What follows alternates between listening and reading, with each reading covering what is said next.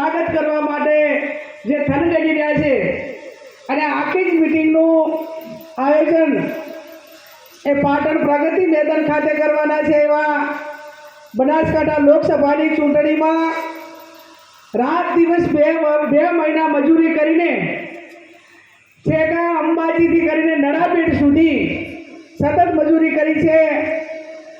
2 મહિના રોકાણા તો ખરી, પણ આપણે બધા તો બીપીએલ હતા એટલે ચાકથી નાના મોટા ખર્ચાઓ પણ પૂરા કરીને દિલ્હીના દરબારમાં બનાસકાંઠાને પહોંચાડનાર મારો ભાઈ શ્રી બળદેવજી ઠાકોર સાહેબ, જિલ્લા કોંગ્રેસ સમિતિના પ્રમુખ આદરણીય ભરતસિંહજી, ભાઈ ગુલાબસિંહભાઈ, કેપી સાહેબ, રામજી, માણસાના માજી ધારાસભ્ય બાબુજી, અરવિંદસિંહજી, રામભાઈ, ડીકે સાહેબ, રાજુભાઈ, નરસિંહભાઈ, આપણા જિલ્લાના બધા પ્રભારીઓ, આપ સૌ મોટી સંખ્યામાં ઉપસ્થિત છો એવા વડીલો, યુવાન ભાઈઓ અને બહેનોને તે દિવસે અમે પાટણ મિટિંગમાં ગયા તો એક વિસનગરના અજમલજી છે એમણે માગણી કરી કે બહેનનો સત્કાર સમારંભ હોય અને બહેનો હાજર ના હોય ના ચાલે।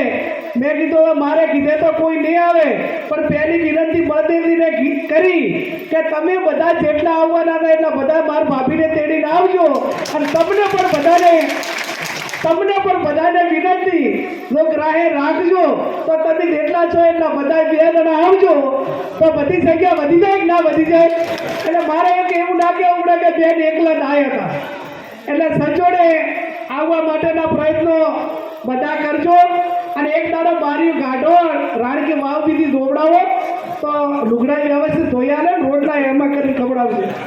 આખો દાડો ભેંસા બસાડીઓ ના રાખો એમાં।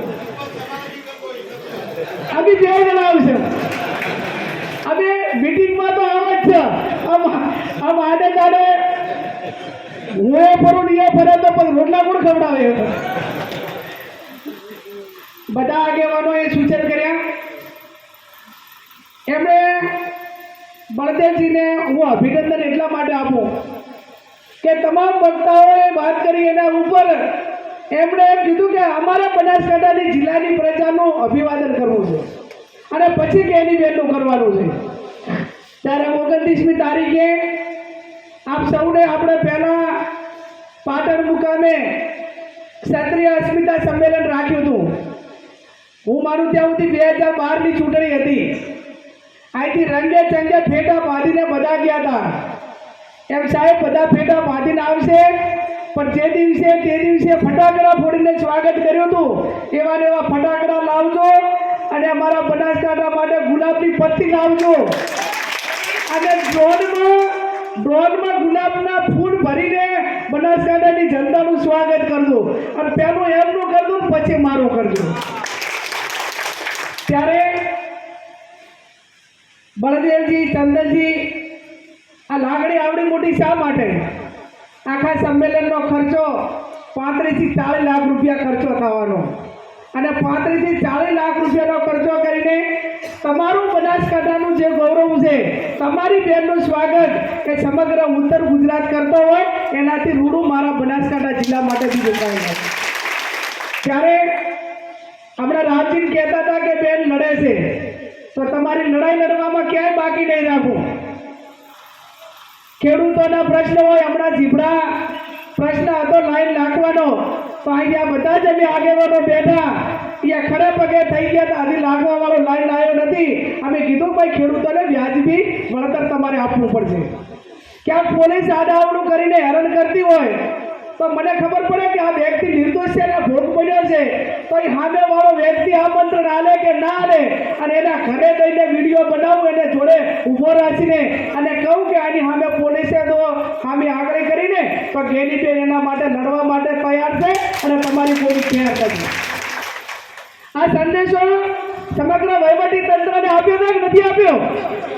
આપ્યો છે અને આપ્યો છે। ત્યારે ભલે મારી પાસે પૈસા ના હોય, ભલે બનાસકાંઠા પાસે પૈસા ના હોય સાહેબ, પણ જ્યારે વટ રાખવાનો હોય ને ત્યારે તો આખા ગુજરાતમાં મારા બનાસકાંઠા જિલ્લાએ વટ રાખ્યો અને વટ રાખ્યો છે। ત્યારે તમારું સન્માન છે આ બધું અને આ સન્માન તમારું છે। ત્યારે ક્યાંય પાટણ જિલ્લાને, મહેસાણા જિલ્લાને એવું ના લાગે કે આ ગેનીબેનનું મામેરું એ બળદેવજી ને ચંદનજી ભરવાના છે, એમાં ક્યાંય બનાસકાંઠો ક્યાંય પીછે નહીં કરે એની ખાતરી આપણે સૌએ આપવાની છે. વાવ વિધાનસભાની ચૂંટણી એ ટૂંક સમયની 10-15 દિવસની અંદર જાહેરાત થવાની છે. મને તમે આ 2 વખત ધારાસભ્ય બનાવીને છે કે લોકસભા સુધી મૂકી છે, અને વિશેષમાં આજે મારા ઠાકોર સમાજને 2 હાથ જોડીને વિનંતી કરું છું કે વાવ વિધાનસભાની 2 વખત 3 વખતની ચૂંટણી હોય કે બનાસકાંઠા લોકસભાની ચૂંટણી હોય, એની અંદર કદાચ ઠાકોર સમાજ તો હું ઉમેદવાર હોઉં એટલે હોય, પણ સર્વ સમાજે તમારી બેન દીકરીને આવડી મોટી કરી છે, ત્યારે ઠાકોર સમાજની એ આવનાર સમયની અંદર વિશેષ જવાબદારી થાય છે. અને વિશેષ જવાબદારીના ભાગરૂપે જ્યાં પણ હગુવાનું લાગતું હોય, બીજા તાલુકાના હોય, જ્યાં બીજા સમાજો જોડે તમારું ધર્મેલું હોય, સંબંધો હોય, યા એક સંબંધોનો ઉપયોગ કરીને જે પણ મોવડી મંડળ જેને વિધાનસભાની ટિકિટ આપે એમ માનજો કે આ ગેનીબેનના 3.5 વર્ષ એના હકના હતા, અને અમે ચાક વાવ વિધાનસભા 1500-1600 એ માઇનસ થયા ને તો એનો હક હતો. એ જે મોવડી મંડળ કે હું ચાલુ ધારાસભ્ય છું એમ માનીને આ વિધાનસભાની ચૂંટણી તમે બધા જીતાડજો.